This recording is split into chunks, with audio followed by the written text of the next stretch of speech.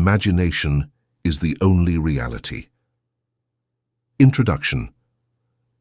For those who have sensed that something in this world doesn't quite add up, for those who've looked around and thought, this can't be all there is, for the silent dreamers, the invisible architects of reality, who never knew they were creating it all along, this message is not new.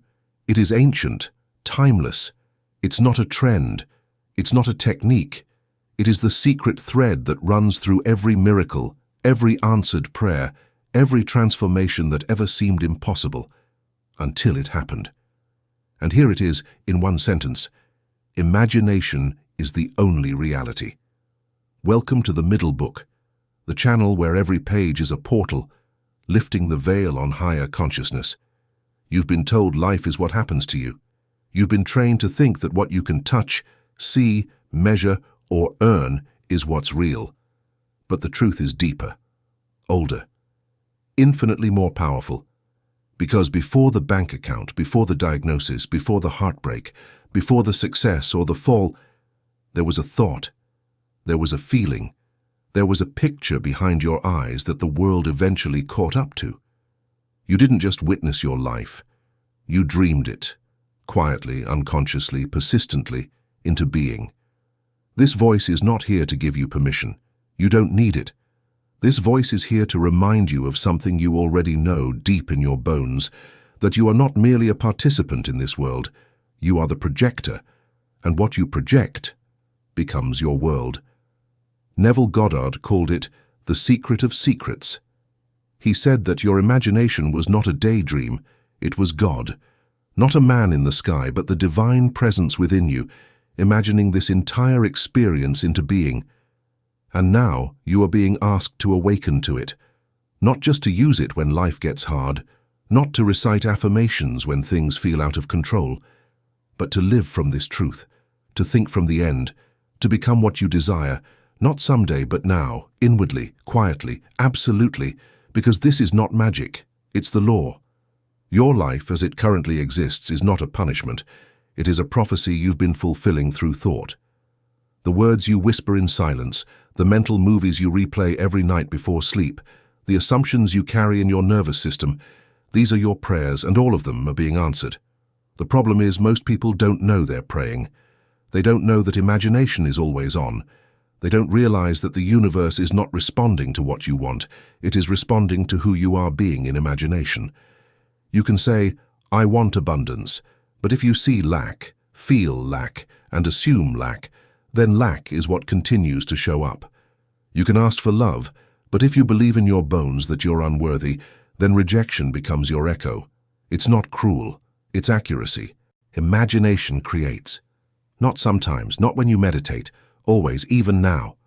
So this is your invitation, not to try harder, not to hustle more, but to wake up to the real game behind the curtain. You are not here to react. You are here to remember that every image you entertain with feeling is a seed, and reality is simply the harvest. In this audiobook, we're not going to teach you how to beg the sky. We're going to teach you how to rearrange your inner world so the outer world must follow. We will explore how to assume the feeling of the wish fulfilled, revise your past to unlock your future, use inner conversations to transform your life, align your sleep with creation, trust that every imagined scene when believed in becomes fact. But more than anything, this is about power, not power over others.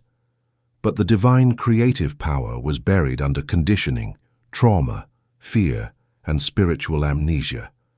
This is about reclaiming the throne within your own consciousness, because you were never meant to be ruled by circumstances. You were meant to rule through consciousness. You are not here to chase, you are here to become. And imagination is how you become it. So let this be your moment, the moment the world behind your eyes became more real than the world in front of you. The moment you stopped asking, how, and started saying, thank you, it is done. Because it's not about what you see, it's about what you assume.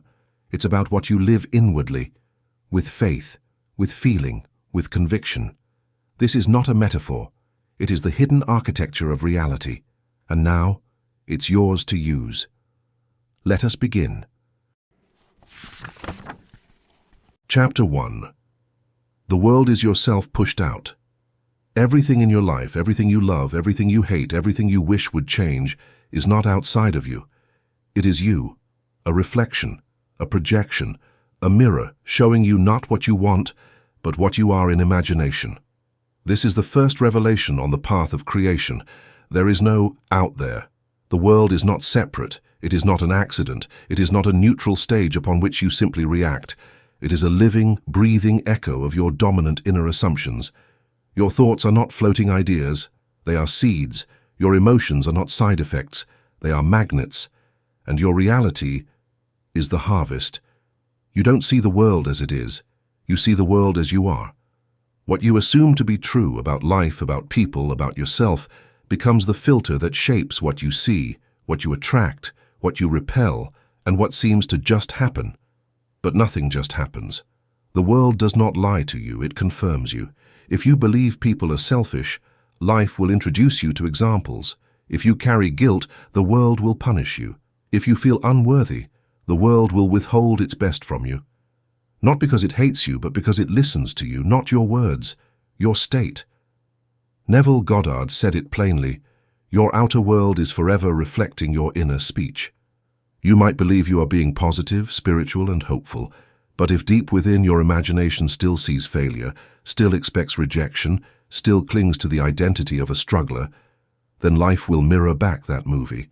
The law is unbreakable. What you are conscious of being you will see made flesh, not eventually, not someday, but always.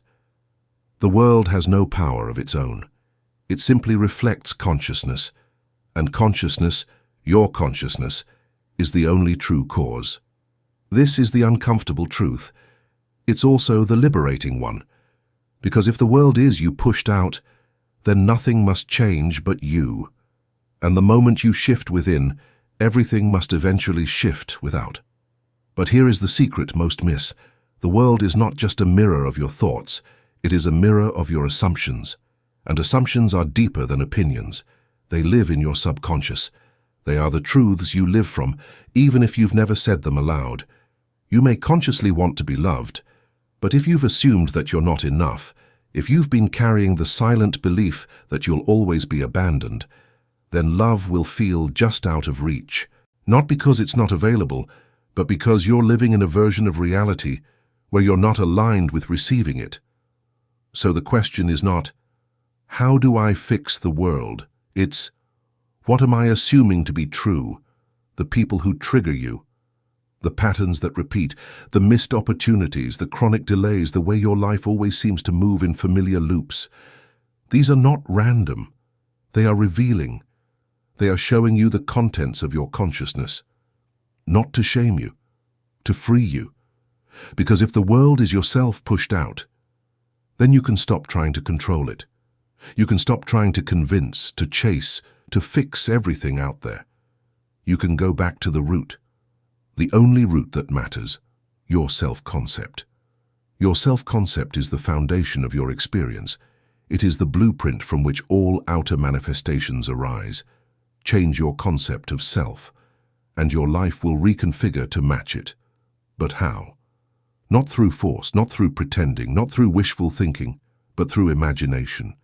You must dare to imagine a new version of yourself, a self that already has what you desire, a self that is loved, secure, seen, and fulfilled, a self that walks in alignment with truth. And then, you must live from that version, not waiting to see it in the mirror, not hope it arrives later. You must assume it now. You must accept it as real before it shows up. Because the mirror cannot change first, the image must change in you. That's the law. And here's the miracle. The moment you persist in a new assumption, without contradiction, without wavering, life will rearrange itself to validate your new state. People will treat you differently. Doors will open. Old problems will dissolve. New patterns will emerge, because the outer world has no choice but to conform. It is you who pushed out. So start now. Not with action, with an assumption. What do you wish to see in your world? Then assume it within. Say it internally. Feel it emotionally. Visualize it until it becomes more familiar than doubt. Then walk as if it's done. This is not a game. This is your superpower. You are not a victim of reality. You are the author of it, and the pen is imagination. Let the world show you what you believe, then dare to believe something higher, and watch as everything changes, because it must. Chapter 2. Assume the feeling of the wish fulfilled. There is a doorway, not out there, not in the sky, not in the future. It is a doorway within you, and the key to unlocking it is not effort. It is a feeling. This is the sacred formula Neville gave the world. Assume the feeling of the wish fulfilled. Not the hope, not the desire, not the waiting, watching, wishing, the feeling. Because feeling is the secret. To imagine something is not enough. To visualize it once is not enough. You must inhabit it. You must wear it like skin. You must feel it as though it were already yours, because in truth, it is. Consciousness is not linear. Time, as you know it, is not fixed. Creation is finished. That means the version of you who already has the thing you desire already exists. In the quantum field, in the mind of God, in the eternal now. It is done, but that version of you lives in a different state, and the only way to enter that version is to match its frequency now, not later. Not once did it show up. Now. That's what Neville meant. Assume the feeling of the wish fulfilled. Do not try to get it, but to go within and feel from it. It is the difference between looking at a dream and stepping into it, between wanting love and being loved, between chasing abundance and embodying abundance. Most people imagine their goals. They keep the desire just out of reach. They visualize a beggar peering into a feast. But imagination used correctly is not about longing. It is about possession. You must imagine from the end. You must feel from fulfillment, not toward it. Because when you feel as if it is already yours, your subconscious accepts it. Your nervous system begins to believe it. Your actions subtly change. Your energy shifts. And the world, like a precise mirror, responds accordingly. This is not about pretending, it's about alignment. If you desire peace, you must first become peaceful within. If you desire wealth, you must feel what it's like to live free from the fear of lack.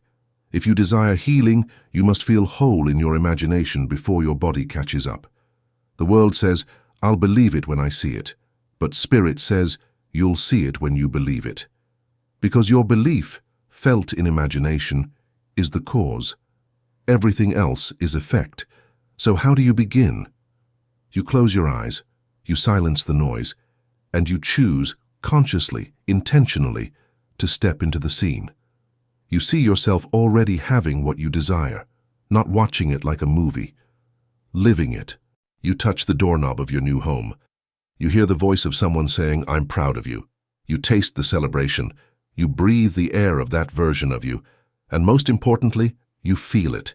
You feel the relief. You feel secure. You feel the joy. You feel the subtle knowing. Yes, it is done. Even if nothing has changed on the outside, you live in a new inner world, and that world begins to crystallize into form, not instantly, but inevitably.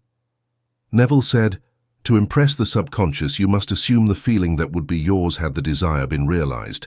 In other words, you must practice the presence of your answered prayer. You must make it familiar, because the subconscious doesn't respond to logic. It responds to repetition, emotion, and felt reality. This is why visualizing without feeling is powerless, why affirming without belief goes nowhere, why does effort without inner conviction create burnout, not results. Feeling is the magnet, feeling is the portal, feeling is the proof. But here's what stops most people. They wait to feel it until something changes, but nothing will change until you feel it first. You must feel wealthy before the money. You must feel love for your partner. You must feel well before the diagnosis shifts. You must feel chosen before anyone picks you. And when you do, the world begins to echo the new script. People show up. Opportunities arise. Solutions appear. Reality molds itself around the state you've entered. Because creation doesn't start in the outer world. It starts in your inner sanctuary. And that sanctuary is imagination. So today, stop thinking about what you want. Start feeling it. Ask yourself, if it were done, how would I feel? If it were true, how would I walk? If I already had it, what would I be thinking about instead? And then assume that posture, think those thoughts, speak from that place, rest in that vibration. You don't need to fake it. You don't need to force it. You only need to visit the end again and again until your soul accepts it as home. Because when the inner shift happens, the outer must obey, not by magic, but by law. So if there is one practice to make sacred, let it be this. Assume the feeling of the wish fulfilled. Let that become your prayer. Let that become your worship. Let that become your identity. And the life you once chased will begin to chase you. Chapter 3. Rewrite the past, rewrite your life. There is a lie you've been told since birth. The past is fixed. That is what happened, is what must forever define you. But the deeper truth is this. Your past is not set in stone. It is set in memory. And memory lives inside imagination, which means you can change it. This is not delusion. It is divine authority. Neville Goddard called it revision, the sacred art of going back, not with sorrow, not with shame, but with power, with intention, with creative sovereignty. Because what lives in your memory is not the event, it is your assumption of what that event meant, and what you assume to be true about your past becomes the invisible script for your future. If you believe you've always been overlooked, you'll unconsciously recreate scenarios that prove it. If you feel abandoned by someone long ago, you may live in fear of connection today. If you carry the pain of a loss, a betrayal, a failure, that pain does not stay in the past. It lives in your imagination, and your imagination shapes your reality. But here's the miracle. You are not trapped in that timeline. You can return. You can relive it differently. And by changing it in your imagination, you change what your subconscious believes. And when the belief changes, everything else must follow. Because the law doesn't care when the seed was planted. It only cares about what you are watering now. So how does revision work? You go back in your mind to the scene that wounded you, the memory that still tugs on your heart, the conversation that left you broken. The door was closed, the rejection that still echoes. And you step into it with a new awareness. This time you are the author. You rewrite the moment. You see the person respond with kindness. You hear the words you needed to hear. You imagine the opportunity being granted. You see yourself standing tall instead of shrinking. You don't erase the memory. You elevate it. You transform it into what should have happened. Not for the world's sake, but for your own inner liberation. Because what the subconscious remembers, it repeats. And when you revise the memory, you rewire the pattern, you change the emotional code, you plant a new assumption, and that assumption becomes the new architect of your life.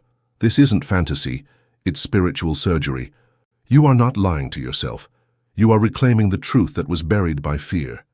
The truth that you are worthy, that you are loved, that you were never too late, never too small, never forgotten. You are teaching your inner world a new story, a story where you are safe, seen, chosen, and empowered. And that new story begins to write itself onto the pages of your present. Neville said, "Change the feeling of the past, and you change the future. Because the past only lives where you keep repeating it. You can keep rehearsing your pain, or you can revise it. You can keep calling yourself broken, or you can declare, I was never broken. I was becoming. You can keep blaming the moment that hurt you, or you can become the creator who transforms it. And once you do, your outer world will begin to shift, subtly at first, then unmistakably. People will treat you differently. The same patterns will start to dissolve. New doors will open. Peace will return to places you thought were permanently scarred, because you stopped living from the wound and started living from the healing. You stopped being a prisoner of the story and became its rewriter. This is not spiritual bypassing, this is spiritual mastery. You're not pretending the pain didn't happen. You're choosing not to let it shape your future. You're reclaiming your authorship, and that changes everything. So tonight, before sleep, find one memory that still hurts. one moment that still casts a shadow, and go back quietly, gently, as the divine creator you are. Step into the scene and breathe new life into it. Feel it shift. Feel the new ending. Feel yourself walking out of that moment whole. Say the words you wish had been said. Receive the love that should have been there. Feel the success, the joy, the power of that moment going right. And once you've felt it, give thanks, not to the past, but to yourself, for becoming the one who can revise it, because what you revise with faith, you rewrite your life. So don't let the past keep creating your present. Create a new past, and watch your present rise to meet it. Chapter 4. Imagination creates reality, not action. You've been told all your life that action is what makes things happen, that success belongs to the busiest, that change is the reward of hustle. The future depends on how hard you push. But here is the truth, Neville whispered to a sleeping world. It is not action that creates reality. It is imagination. Action is not the cause. It is the echo, the shadow, the after-image of what has already been conceived in consciousness. Before anything shows up in your world, it is born in the secret theater of your mind. Before the phone call, there was an expectation. Before the opportunity, there was a picture. Before the healing, the reunion, the breakthrough, there was imagination. And this is the law.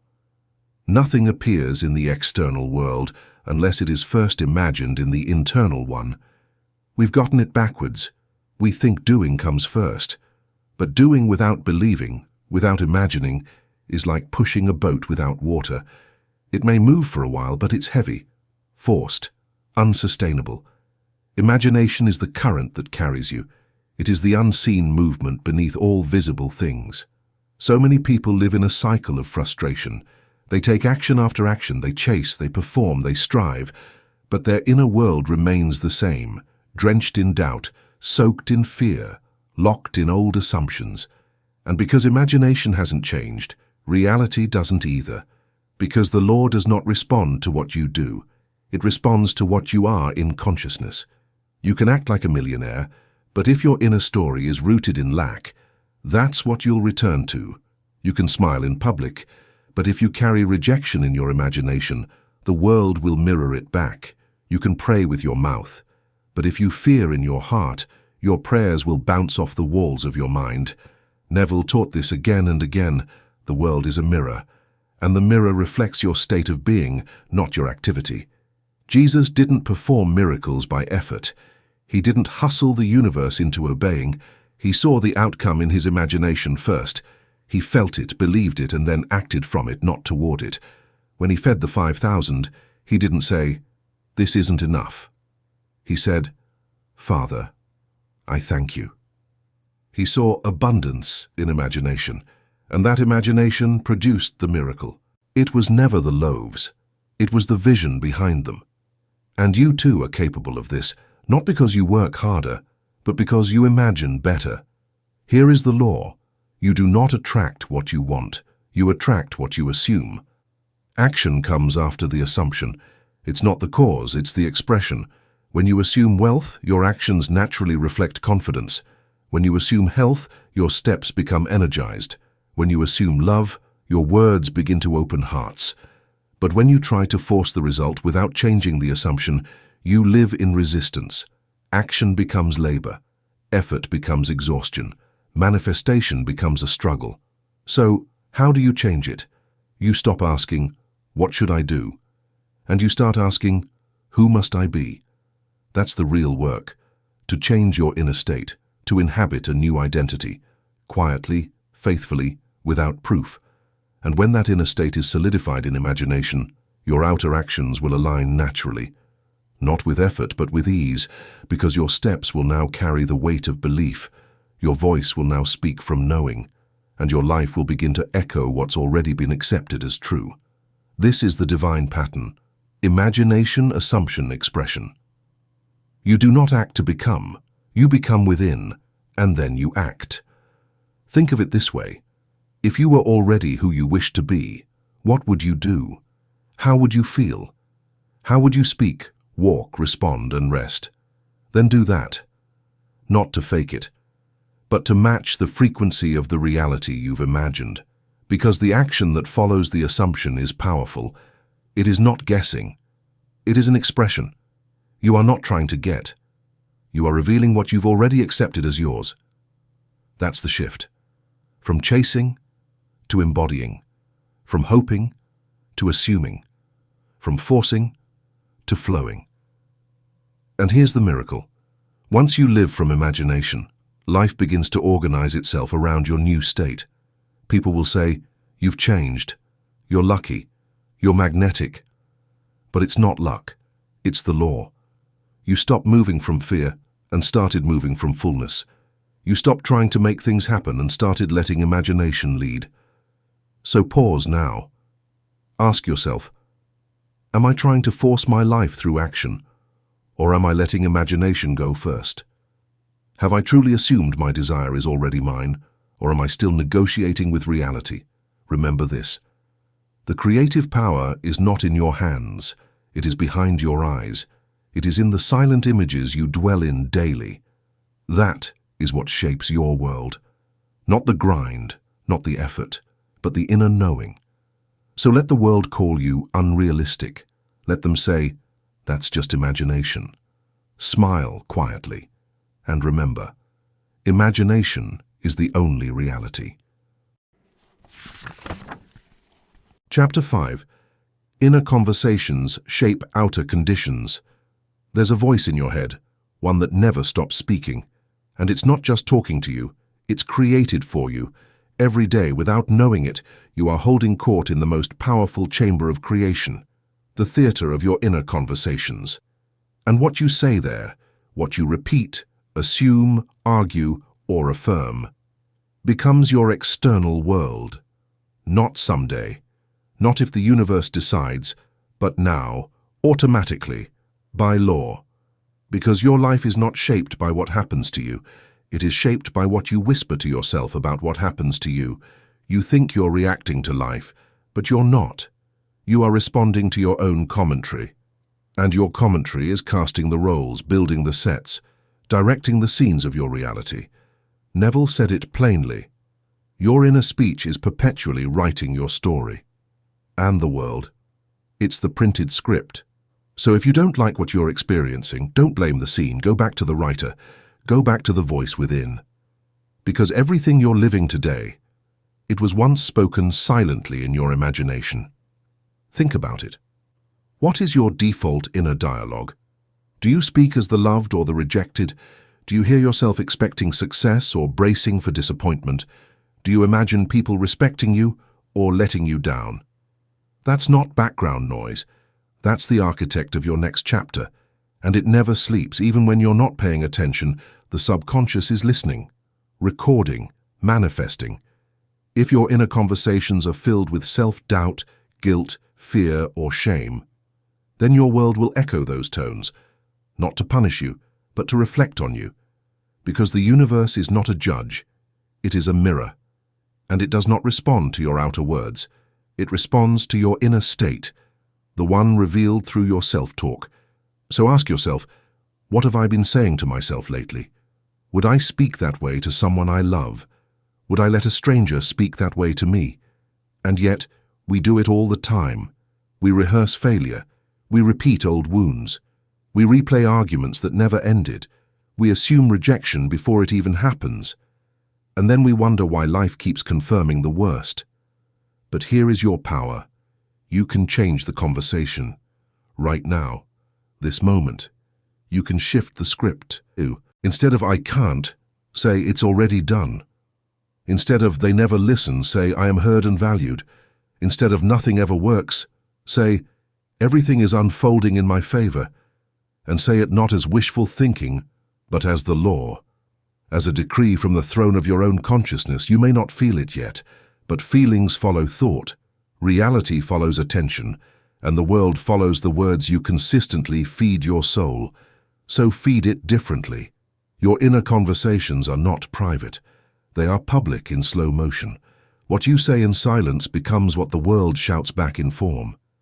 This is why affirmations work only when they become your dominant inner voice. It's not about repeating them like spells. It's about believing them so fully that your inner world stops arguing. When you say, "I am chosen," but your inner voice whispers, "No, you're not," the law responds to the whisper, so you must keep speaking the truth until the whisper becomes silence, and then turns into agreement. Let your inner conversations be sacred. Let them be holy ground. Let them speak of who you really are, not who the past said you were. Because when you change the way you speak to yourself, you change the way the world speaks to you. People will begin to mirror your new story. Opportunities will arise where there were only walls. You will walk into rooms and feel a different energy, not because the room changed, but because your vibration finally said something new. And the law always listens. You are the author, the narrator, the speaker behind the veil, and the veil is thin. So take this seriously. Choose your inner words with the same care you'd choose your last breath. Let your inner dialogue be your declaration of reality. Let your thoughts become loyal to your vision. Let your assumptions rise to meet your desire. If you want peace, speak peace within. If you want love, speak love within. If you want success, assume it within. And if doubt speaks, speak louder, not with desperation, but with certainty. Say, "This is my new script, and I speak it not to become, but because I already am." You are not a prisoner of your inner voice. You are its master. And when you master that voice, the world listens. Because your inner conversations, they are not just private thoughts. They are living seeds, planted in the soil of your subconscious, watered by repetition, and harvested in form. So speak. Speak with faith. Speak with clarity. Speak from the end, and speak as if the entire world will repeat your words, because it will. Chapter 6. Sleep, the Gateway to Creation. Every night, a miracle happens. You close your eyes, the world fades, the body falls away, and you enter the most sacred doorway of all, the inner sanctuary of sleep. But this is no mere rest. This is not just recovery or escape. Sleep is a temple, and in that temple you speak directly to the subconscious, and the subconscious speaks to the universe. Neville called sleep the most important moment of the day, because what you take with you into sleep, what you think, feel, and imagine in those final quiet minutes becomes the seed of tomorrow. In sleep, you surrender. You let go of control. And in that surrender, the deeper mind takes over. It is there, beyond willpower, beyond effort, that creation begins. Not in the morning routine, not in the hard work, not in the outer hustle, but in the imaginal act performed just before you fall asleep. Because in that moment, the veil is thin, the conscious mind is quiet, and the subconscious is listening, without resistance. So, what are you giving it? What is the last thing you say to yourself before you drift off? Is it worry, regret, loneliness, fear? Is it scrolling through other people's lives, imagining what you lack? If so, then you're not sleeping. You're programming. You're planting seeds of lack into the most fertile soil of your soul. And those seeds, they grow. But you can change this. You can reclaim the night. You can make sleep your sacred workshop, your quiet rehearsal room, your cosmic altar. And here is how. Fall asleep in the feeling of the wish fulfilled, not in the wanting, not in the beginning, but in the having. Close your eyes and become the one who already has it. Not later, not someday, now, inwardly, quietly, faithfully.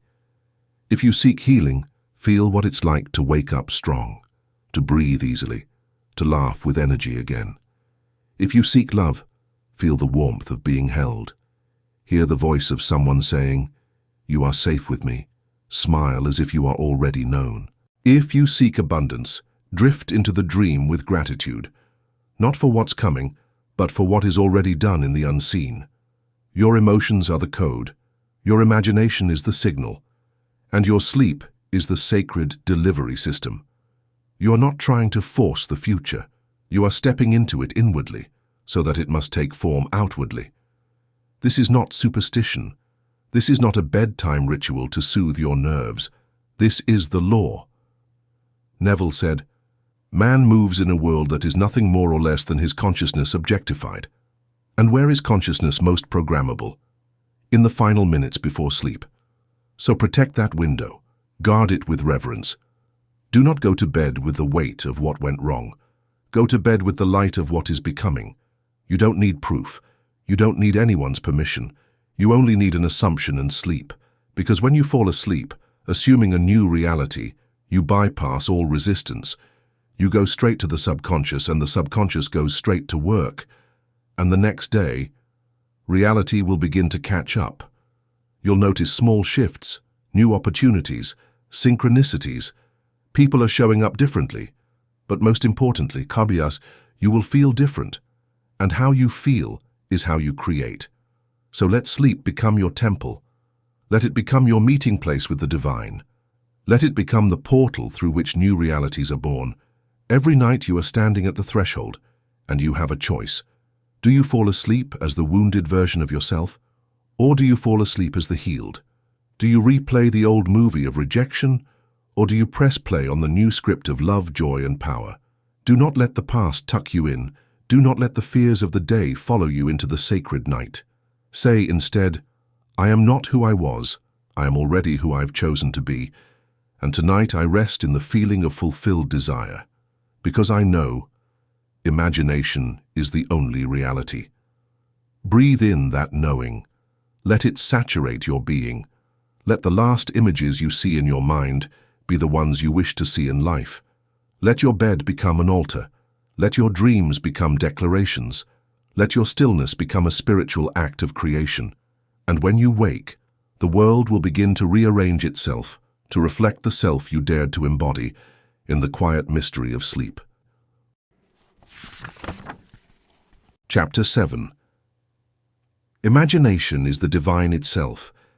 You've been taught that God is somewhere far away, in the sky, in the church. In the future, you must earn. But what if that was never true? What if God, the Creator, the Source, the infinite intelligence that gives rise to worlds, was not outside of you at all? What if God were within you, not as a metaphor, but as your imagination? Neville said it clearly, again and again.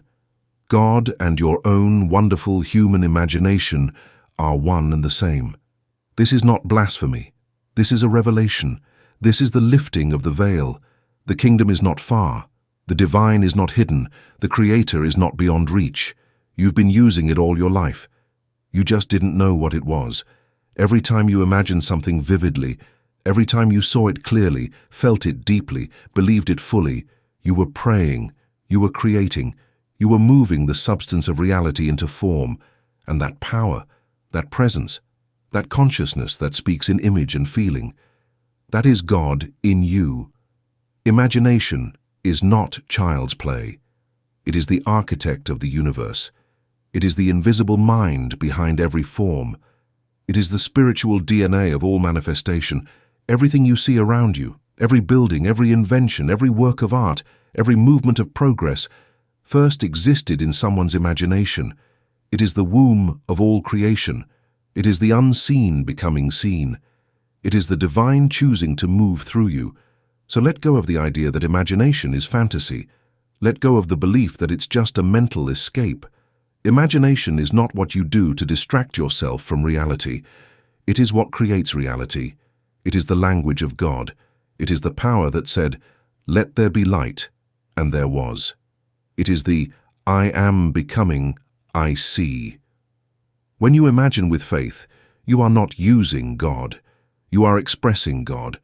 You are becoming a vessel through which the divine manifests form. This is why your inner world matters more than your outer effort. This is why what you dwell on becomes real. This is why the visions you return to, again and again, eventually crystallize as life. Because imagination is not passive. It is creative energy. It is divine substance taking shape through your consciousness. And that consciousness? It is sacred. It is powerful. It is responsible. You don't have to beg. You don't have to chase. You don't have to prove anything. You only have to imagine, not as someone hoping, but as someone remembers. This is who I am. This is what I choose. This is what I claim. And then you feel it. You feel the wish fulfilled. You feel the end result. You walk in it, speak from it, live through it. Because the divine does not respond to doubt. It responds to alignment. And imagination is the act of aligning yourself with the reality you know is possible, even if no one else sees it yet, even if the outer world hasn't caught up, even if your senses scream the opposite. Faith is not waiting for evidence. Faith is embodying the unseen, because you know the unseen is the real. Neville said, "Imagination is spiritual sensation. It is how the soul touches what the body cannot. It is how you commune with the source without words. It is how you speak in the language of heaven. So, what have you been imagining? What have you been emotionally rehearsing? Because that is your true worship. That is your real prayer. And it is being answered, always. You don't need more effort. You need more vision. You don't need more knowledge. You need a deeper awareness of who you already are. You are the image maker, the reality shaper, the one who breathes life into thought and calls it done. This is why Jesus said, "The Father and I are one." Not someday, not in theory, but in awareness. And this is why he also said, "The works I do, you shall do also." Because the divine is not exclusive. It is expressive. It is seeking to express through you, through the images you hold, through the stories you believe, through the visions you dare to enter as reality now. So close your eyes, go inward, and say to yourself, what I imagine now, I become.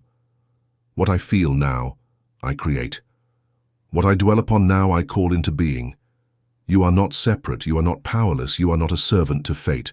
You are the imaginal vessel of God, and when you accept this, not with pride but with holy humility, you stop asking, will it happen, and start saying, it is done. Because when you imagine in alignment, the universe does not delay, it delivers, not because you begged, but because you remembered. That imagination is the divine itself. Chapter 8. Persistence over force. There is a subtle misunderstanding that stops most people from creating the life they desire. They believe manifestation requires struggle, that dreams are unlocked by grinding. Those results come only through relentless force. But that isn't how the universe works, that's how the ego works. Force is the language of fear, persistence is the language of faith, and the difference between the two is everything. Force is exhausting, it pushes, it clutches, it manipulates. It tries to bend the world from the outside in. It says, if I don't do this perfectly, it won't happen. But persistence, real spiritual persistence, doesn't grasp. It holds the vision, it holds the feeling, it holds the assumption even when the world says otherwise. Because persistence is inner consistency. It is the refusal to let go of the inner reality, even when the outer reality lags behind. Neville said, an assumption, though false if persisted in, will harden into fact. This is not optimism. This is the law. Whatever you persistently imagine, you eventually experience. Not because you chase it, but because you stay faithful to it. Within. You don't force the seed to grow. You water it. You shield it. You give it light. And then you trust the process. Your imaginal seed is no different. It doesn't need pressure. It needs persistence. You don't need to make something happen. You need to keep imagining as if it already has. Even when it's silent. Even when it's slow. Even when nothing seems to be moving. Because the moment you drop the state, the moment you say, it's not working, the moment you doubt the vision, you pull the seed up from the soil, and you start over, not because the universe failed, but because you changed your mind before the manifestation could take form. Persistence is power. Quiet, steady, unshakable. It doesn't scream. It doesn't panic. It doesn't argue with time. It walks by faith, not by sight. Force says, I need proof. Persistence says, my inner world is the proof. Force says, "Why isn't it here yet?" Persistence says, "It is done, it is unfolding now." Force waits to feel secure. Persistence chooses to feel secure now and let the outer world rise to meet it. This is what separates dreamers from creators. Not how hard they push, but how long do they hold the inner state. Not desperately, not obsessively, but faithfully. Because your subconscious isn't impressed by emotion, it responds to repetition. It needs to see that your assumption is not a fleeting wish, but a settled truth. And when it sees that, when it hears the same tone in your thoughts day after day, when it feels like you're living from the end as if it were already done, it accepts the new reality. And then the world begins to shift. Not because you fought, but because you believed long enough to let the law work. So if you find yourself wondering, how do I get there? Ask instead, what am I persistently imagining? Is it what you want? Or what do you fear? Are you rehearsing doubt or assuming fulfillment? Because the law responds either way, and whatever you persist in becomes your life. So persist in love. Persist in the end. Persist in the version of you who already has it. Not with pressure, but with peace. Let your vision be quiet and clear. Let your state be chosen and renewed. Let your inner world become the sanctuary where the outcome already lives. This is the art, to stay in the state, to return to it when you fall, to occupy it again and again, until it becomes more familiar than your doubts. And when it becomes your dominant vibration, it becomes your dominant reality. So stop trying to force it. Stop trying to make it happen faster. You are not behind. You are not late. You are learning to persist. And that is the mark of mastery. Say it now. I do not need force. I live in the knowing. I dwell in the end. I persist, and it is done. Because the universe doesn't rush. It reflects. And when it sees a soul who no longer wavers, it aligns, not as a reward, as a mirror. So be faithful, be calm, be bold, be still. Hold the vision, feel the end. Refuse to leave the state. And what once felt impossible, it will become inevitable. Not because you forced it, but because you persisted. Chapter 9. Imagination as Prophecy. What if I told you that you're already a prophet, that every day, without realizing it, you're declaring the future, not through rituals or omens, but through your imagination? Because what you imagine today, you live tomorrow.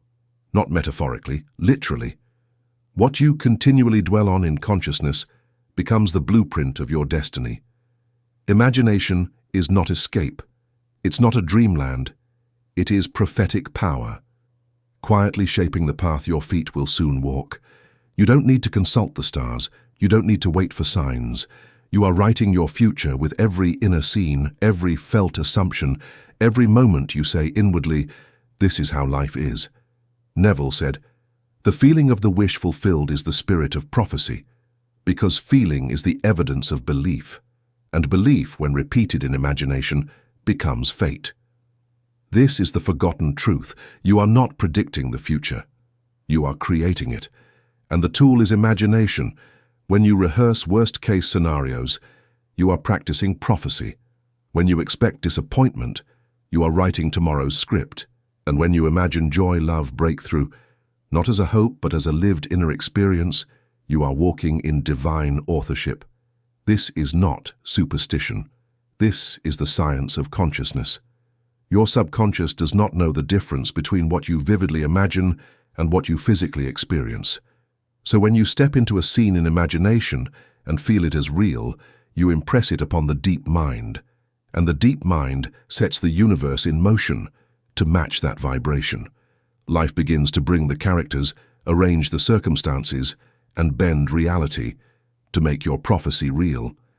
But here's the tragedy. Most people are prophesying what they don't want. They say, "I hope things work out," but they imagine them falling apart. They say, "I want love," but they relive abandonment in their mind. They say, "I believe in change," but their inner world is stuck in the same old story. And then, when those fears manifest, they say, "See, I knew it. Yes, because you imagined it. You rehearsed it. You felt it in your bones. You became the prophet of your own pain. But you can turn the page. You can speak of a new outcome by choosing a new inner movie. Prophecy is not about predicting, it's about selecting, and you select with feeling. So what are you selecting now? What do you continually return to in the silence of your mind? Is it lack or sufficiency? Is it rejection or belonging? Is it failure or fulfillment? Because of that internal loop, it is not just a thought pattern, it is the seed of events. And when that seed is watered with repetition, emotion, belief, it grows. It becomes what you call reality. But it was never random. It was always the echo of your inner prophecy. So dare to imagine differently. Dare to walk by a new vision. Dare to feel the outcome you desire. Not because it's proven, but because you've chosen. This is the great reversal. You don't imagine because you see it. You see it because you imagined it. You don't wait for proof. You become the proof. You say, this is how my life unfolds. This is the ending I expect. This is who I am becoming. And because I feel it now, the world must follow. Let your imagination prophesy blessing. Let your visions speak of healing. Let your inner world become a sacred oracle of peace, power, and divine fulfillment. Speak to yourself in images. Use your imagination as a tool of trust. Enter the scene again and again until it becomes more real than the past. And when doubt comes knocking, as it always does, respond not with panic, but with presence. Say, I've seen the end, I've walked it in my mind, and I know how this story goes. Because that's the difference between a wanderer and a creator. A wanderer hopes. A creator imagines with conviction. A wanderer waits for signs. A creator makes their imagination the sign. And when you hold the feeling, with love, with certainty, with sacred attention, the world is compelled to bring it forth. So tonight before sleep, don't just reflect, prophesy, don't just hope for better. See better, feel better, assume better. Walk through the corridor of your mind and choose the scene that uplifts you. And then dwell there, not once, but until the future has no choice but to bend, because imagination is prophecy, and you are its voice. Chapter 10. The Law and the Promise. There are two pillars that support everything Neville taught, two sacred truths that stand behind all creation, all transformation, all awakening, the law and the promise. Understand these two, and you hold the keys to life. Ignore them and you wander, still powerful but unaware. So let's begin with the law. The law is simple, unchanging, precise. It says, whatever you assume to be true in imagination, when felt with conviction and persisted in, must manifest in your world. This is not philosophy. It is spiritual physics. The law is not personal. It does not judge. It does not reward the good or punish the bad. It reflects. It echoes. It obeys. Whatever inner state you occupy, whether rooted in love or fear, joy or despair, worthiness or shame, it becomes your outer experience. This is why Neville taught the art of imagining from the end, because the law does not respond to effort. It responds to feeling. When you assume the feeling of the wish fulfilled, you create a new vibrational pattern, and the law arranges people, events, and circumstances, not to test you, but to mirror you. The law is exact, unyielding, always working, whether you understand it or not, whether you believe it or not, whether you use it consciously or let it run on autopilot. It is like gravity. Step off the ledge, and gravity pulls you. Assume a state, and the law delivers it. That is the law. It is the mechanism, the structure, the map. But then there is something deeper, more mystical, more holy, the promise. The promise is not about manifestation. It's not about getting what you want. It is about awakening to who you are. It is the inner revelation that you are not just the dreamer, you are the divine dreamer. You are God, dreaming yourself into form, then waking up within the dream. Neville spoke of this awakening often. He said that within every soul is a seed of memory, a memory of origin, of course, of union.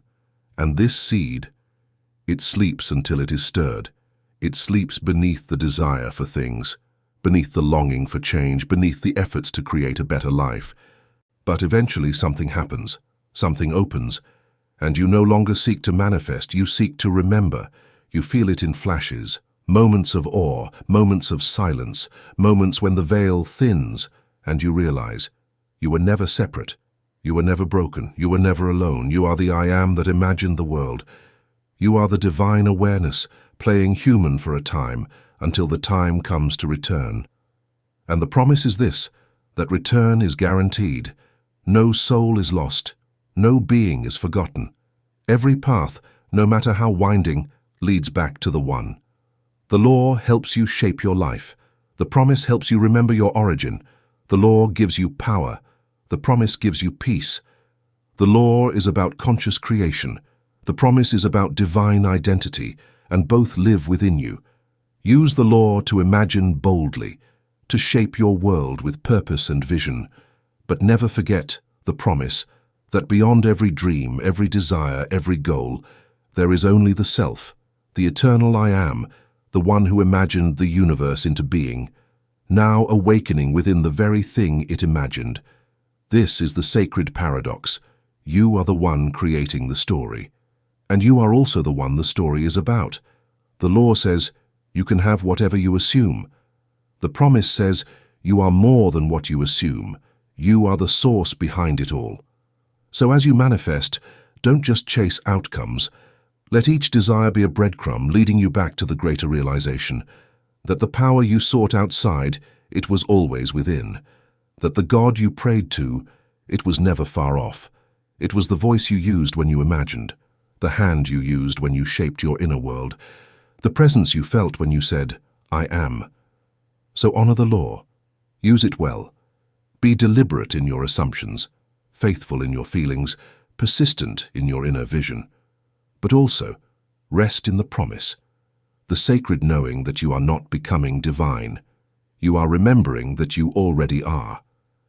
This is the harmony, the great balance, the hidden treasure of consciousness. You create with the law. You awaken with the promise, and both are yours, now, always. Chapter 11. Practical imagination, real-world application. You've heard the words, you've felt the truth. Now comes the most sacred question of all. What will you do with it? Because this isn't about theory. This isn't about collecting beautiful ideas. This is about transformation. The kind that begins not by changing the world, but by changing the imaginal lens through which you view it. Imagination is not a luxury. It's not something you use once a day in meditation. It is the engine of your becoming. And when you understand it, you begin to use it deliberately. You stop reacting. You start creating. Not occasionally, daily. So how does this look in real life? How do you bring imagination down from the cloud, send into the room where bills are due, relationships are strained, and dreams feel distant? You start by remembering one unshakable truth. Everything is consciousness, and consciousness can be rearranged from within. Let's say you want a new job. Most people update a resume, make calls, apply and wait. But you enter imagination, you go to the end. You close your eyes and hear the words, "Congratulations, we're thrilled to have you."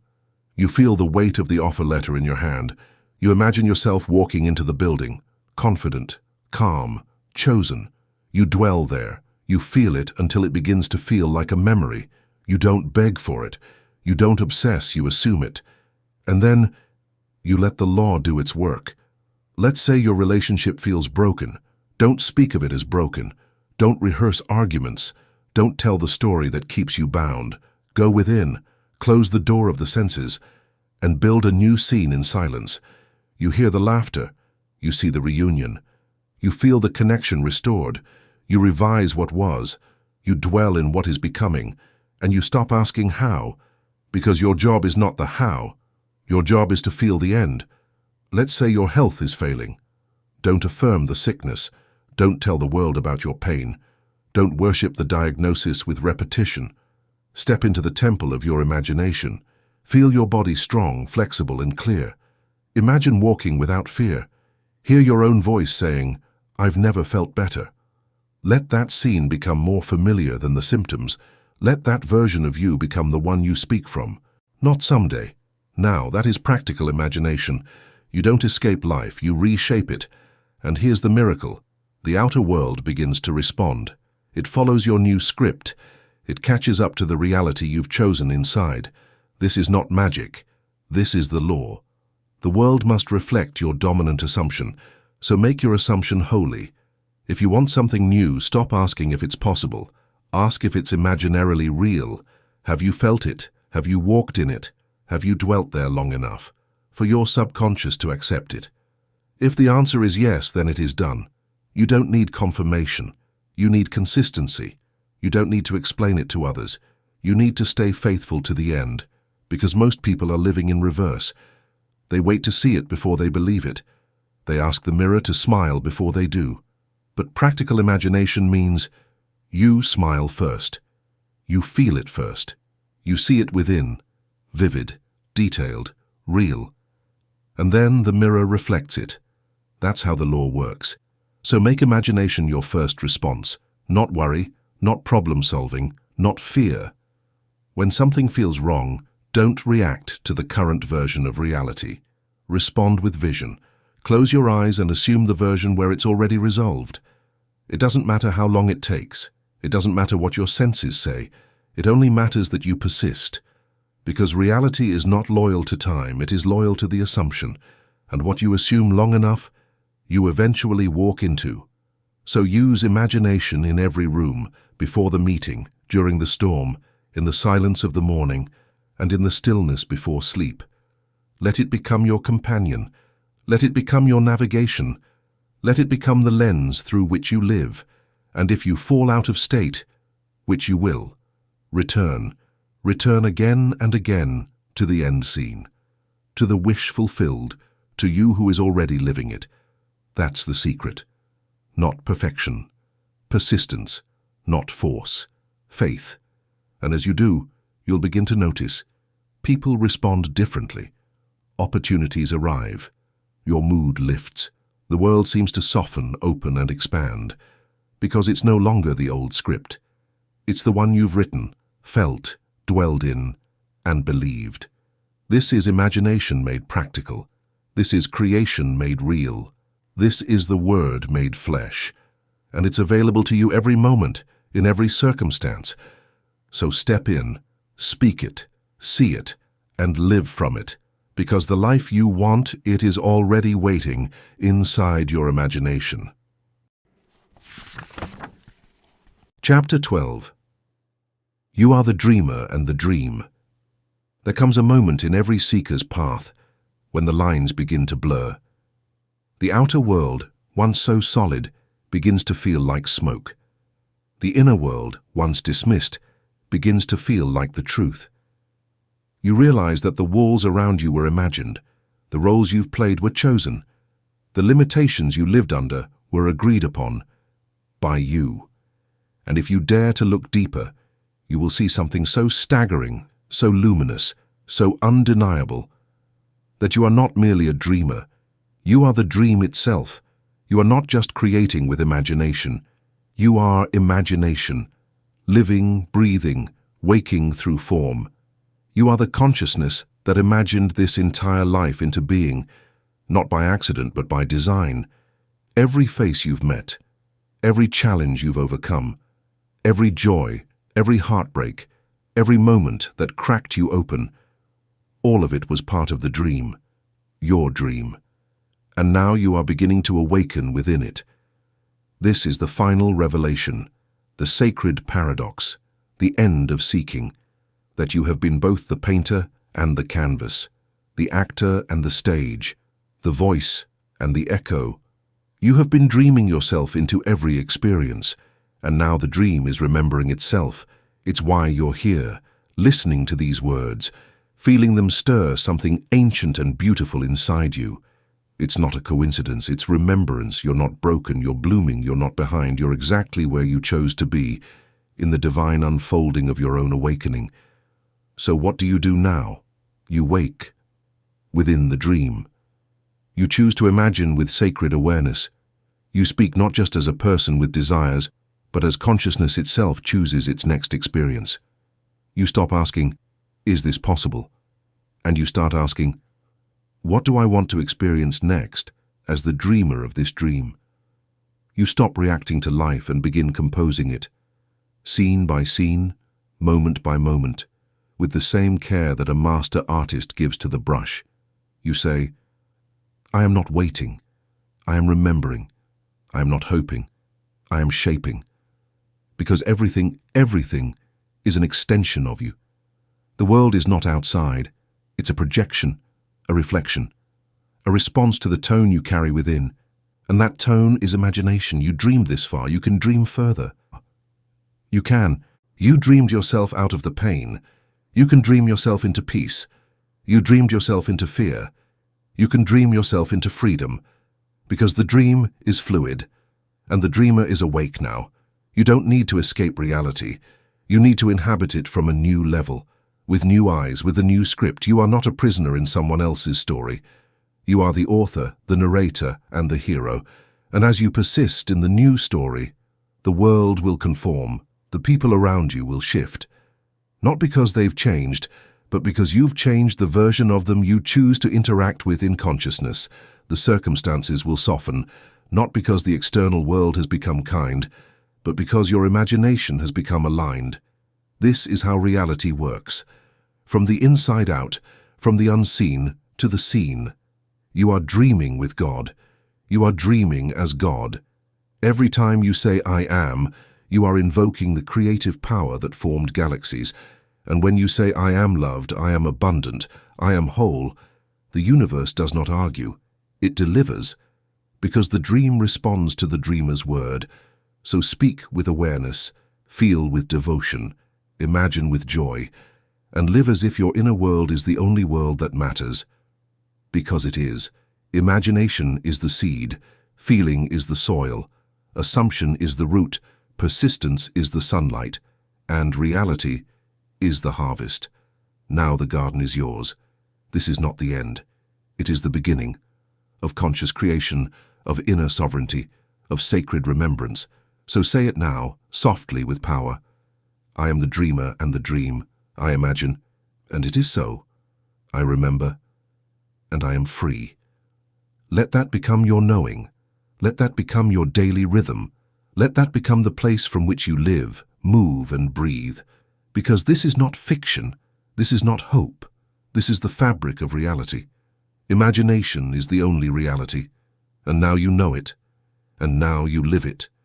And now you awaken.